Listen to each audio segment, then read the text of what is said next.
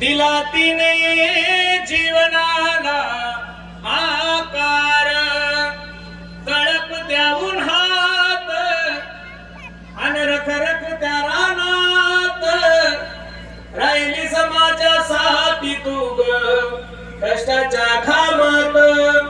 कधी मिळेल मुठवर घास, कधी घडे तिला उपवास, ओल्या मातीतून चालताना उडविले काट्याचे फास. आई माझी मायेचा सागर, दिला तिने जीवनाला आकार. नभीची चांदणी तू ग चंद्राची कोर, शीतल तुझी छाया मला हवी जीवनभर. तुझ्या शीतल छायेमध्ये उभं आयुष्य जगेन, आई देवापासी मी ग आई तुलाच ग मागेन. आई माझी मायेचा सागर, दिला तिने जीवनाला आकार. पुरुष एकदा सर्वांना विनंती, प्रत्येक आपल्या आईवडिलांची सेवा करा. यांच्या अनिष्ट चिंतन सोहळ्यानिमित्त आपण सर्व मंडळी येथे उपस्थित आहोत. आपल्या विभागाचे सर्वांचे लाडके आमदार आमचे शशिकांत खेडेकर यांच्या अभिष्ट चिंतन सोहळ्यानिमित्त तुम्हा सर्व मार्गदर्शनाच्या दर्शनाचा योग माझ्या जीवनामध्ये प्राप्त झाला. मी पुनश्च ज्ञानोबराय तुकोबरायला विनंती करतो की भाऊंना बसा बसा बसा बसा दाजी दाजी दाजी बसा बसा बसा बसा बसा. तुम्ही उठून दिल्याशिवाय उठत नाही. साहेबांच्या या अभिष्ट चिंतन सोहळ्यानिमित्त तुम्हाला सर्वांच्या दर्शनाचा योग माझ्या जीवनामध्ये प्राप्त झाला. निश्चित साहेबांना ज्ञानोबराय तुकोबरायचे आयुष्य देऊ, निश्चित त्यांच्याकडून वारकऱ्यांची धर्माची सेवा करून घेऊ अशी ज्ञानोबराय तुकोबरायच्या चरणी मी प्रार्थना करतो. चांगले माणसं हे निश्चित चांगलेच असतात महाराज. खूप चांगला स्वभाव आहे आणि आम्हा महाराज मंडळीवर वारकऱ्यांवर नानाचं विशेष प्रेम आहे म्हणून ही तारीख घेतली. नाही तर तारीख बहुतांशी मी महाराज झाल्यापासून पहिल्यांदा आपल्या खासदार साहेबांचा वाढदिवस केला, नंतर आमदार साहेबांचा. मला ओळखतच नाही इकडं कोणतं. आपला मतदारसंघ तुमच्यापेक्षा वेगळा आहे, बरोबर आहे का? आपलं पुण्याकडेच राहायचं, ताण नाही, तिकडेच करायचं, मस्त एकदम सुंदर, टेन्शन नाही, कुठं तरी कार्यक्रम करायचे, बरोबर आहे का नाही?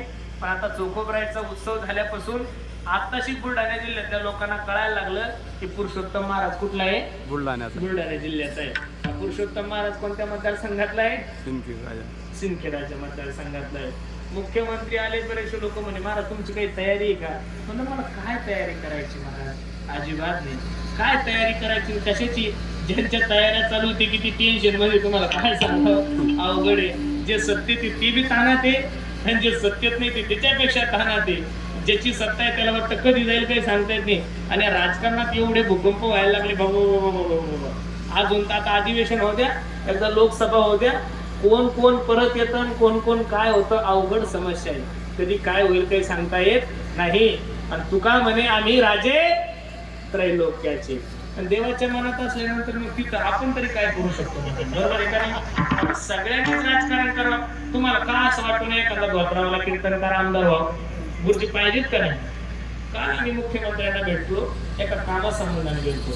मी त्यांना म्हणलं साहेब, एखाद्या शेतकऱ्यावर जर अन्याय झाला तर त्या शेतकऱ्याची समस्या मांडण्यासाठी एक विभाग आहे, त्याला आपण कृषी मंत्री पण म्हणतो. काय म्हणतो? कृषी मंत्री. एखादा अपंग माणूस आहे, ज्याला चालता येत नाही, ज्याला बोलता येत नाही, त्या अपंगावर जर काही अत्याचार झाला तर एक अपंगाचं वेगळं डिपार्टमेंट आहे, आरोग्याचं एक वेगळं डिपार्टमेंट आहे.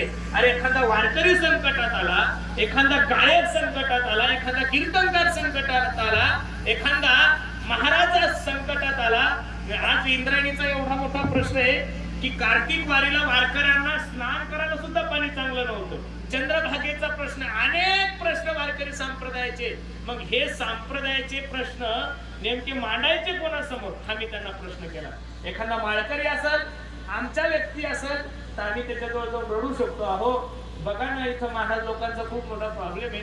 ते म्हणे काळजी करू नका, याच्यावर नक्की विचार केला जाईल. पण ते बिचारे विचारच करता येते, आपला विचार काही व्हायच्या मागं नाहीये. त्या राजस्थानला 7 महाराज लोक आमदार झाले हो. 7 होऊ शकतात महाराज. पण तिकडं योगी राज्य आहे, आपल्या महाराष्ट्रात सगळे भोगी राज्य आहे, त्याच्यामुळे इथं काही धोत्रावा यायचं खरं नाहीये. अरे कठीण आहे ना महाराज. धर्माची सेवा करायचं असतं. लोक म्हणतात महाराज लोकांचं का राजकारण आहे का? अरे आजच्या पुढाऱ्याला जाऊन विचारा. सगळ्या पुढाऱ्याचे वाढदिवस महाराज लोकच करतात. लोकांचा विश्वासच नाही राहिला पुढाऱ्याला. फक्त आता महाराज लोकांवरच विश्वास आहे. माझी जर डायरी पाहिली तर 200 ते 300 कीर्तन ते आमदार खासदारांचे लोक गोळाच होईना ना आता तिकडं आपल्या जिल्ह्यात तरी बरं आहे. त्या जालन्यात जिल्ह्यात जर गेलं तर गावबंदीचे जायचं कुठं मोठी समस्या आहे. जालन्यापासून तर कोल्हापूर पर्यंत सगळ्यांना गावबंदी आहे. पुढाऱ्यांनी गावात यायचं नाही.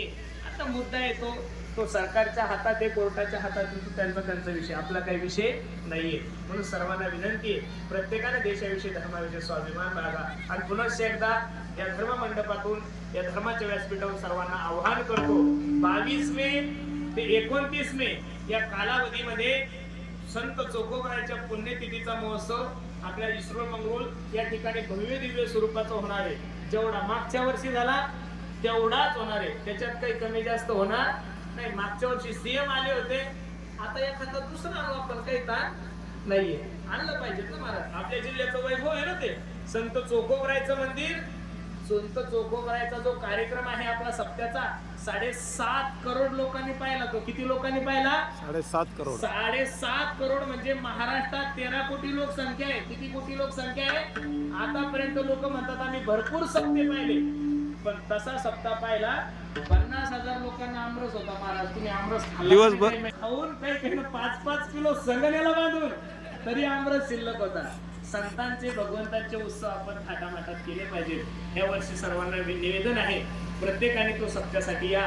खाण्याची राहण्याची पिण्याची व्यवस्था एकदम सुंदर आहे. गुरुजी सुद्धा आले होते. भूतो ना भविष्यती. मी एक असा महाराज आहे गड्यानो, मला परमार्थ हलकट आवडतच नाही महाराज. ते मुख्यमंत्री आल्यानंतर मुख्यमंत्री मला म्हणे अरे बसणाऱ्यांसाठी कुठे फोगन असतात का?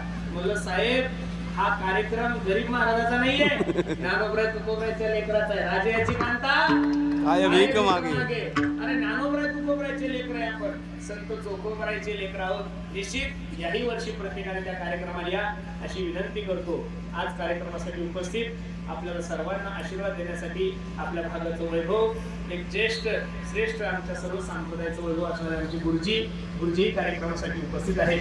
गायकामध्ये आमच्या हरिभक्त परायण आपल्या जिल्ह्याचं वैभव, जिल्ह्याचं म्हणण्यापेक्षा तो आहे मराठवाड्यातलं, पण अर्ध आयुष्य त्याचं विदर्भातच गेलं. असे असणारे माझे मित्र संगीत विशारद आमचे संतोष दादा वाहक आहेत. गान कोकिळ आपल्या भागाचं वैभव आमचे नामदेव दादा आहेत, ज्यांनी गोड असा पक्का वाजवला. आमचे चंदू महाराज आहेत. सर्वच महाराज मंडळी, आमचे जागदरीचे हे सर्व संस्थेचे टाळकरी मंडळी, आमचे संदीप दादा, सर्वच मंडळी ज्यांनी गोड अशी माईक सिस्टीम लावली, त्या दादाच्याही चरणी मी माझा माता ठेवतो, ज्यांच्यामुळे मला तुमच्या दर्शनाचा योग आला. असे असणारे आपल्या बुलढाणा जिल्ह्याचे वारकरी महामंडळाचे अध्यक्ष, माझ्यावर खूप ज्यांचं प्रेम आहे, आमचे दामू अण्णा शिंदे, त्यांनीच फोन केला. नाही तर तारीख तर शिकवतं 8 दिवस होतच नाही, का बरं ॲडजस्ट करायची? दुसरीकडे सुद्धा लोक एवढंच नियोजन करतात. आणि आज कार्यक्रमाचं असं आहे, कार्यक्रम सगळे लोक लाईव्ह करतात, आणि लाईव्ह म्हणलं की महाराष्ट्र पाहतो. मग ते लोक दुसरं कारण असलं तर कीर्तन रद्द करायला जमतं, पण तुमचं कीर्तन सोडून जर मी दुसरीकडे कीर्तन केलं तर लोक नाराज होतात. पण अण्णाने सांगितलं म्हणे महाराज आपल्या नानांची इच्छा आहे की तुमचं कीर्तन व्हावं, म्हणून अण्णांच्या आग्रहास्तव तुम्हाला सर्व मायबापाच्या दर्शनाचा योग माझ्या जीवनामध्ये प्राप्त झाला. मी पुन्हा शेकता ज्यांनी एवढं हे सुंदर नियोजन केलं असे असणारे आमचे नरेंद्र भाऊ दिभोळे, हे 2 महत्वाचे माणसं आहेत. आमचे राहुल भाऊ काबरा, लोकांनी एवढं गोड नियोजन केलं. शेकणं झालं का रे? तुम्ही कीर्तन ऐकल्यानंतर निघून जाणार, पण बुक आहे दोघं लावणार आहे, त्याच्यामुळे तुम्हाला द्यावे तेवढे धन्यवाद. सुंदर नियोजन तुम्ही दोघांनी केलं. नजर लागला एवढा सुंदर कार्यक्रम आहे. पुन्हा एकदा सर्वांच्या चरणी मी माझा माता ठेवतो, वारीला पूर्ण विराम देतो. पुन्हा एकदा ज्यांच्या अभिष्ट चिंतन सोहळ्यानिमित्त हा भव्य दिव्य स्वरूपाचा कार्यक्रम आहे.